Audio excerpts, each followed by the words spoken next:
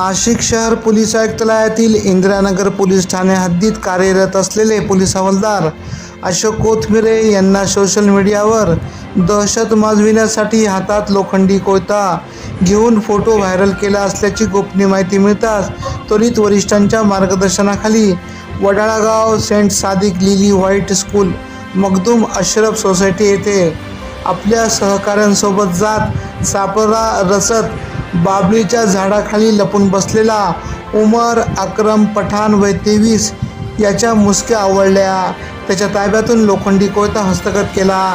सदरची कामगिरी इंदिरानगर पोलीस ठाण्याचे वरिष्ठ पोलीस निरीक्षक मनोहर कारंडे यांच्या मार्गदर्शनाखाली गुन्हे शोध पथकाचे पोलीस हवालदार कुलदीप पवार, श्री परदेशी, सागर कोळी, अमोल कोथमिरे यांनी केली.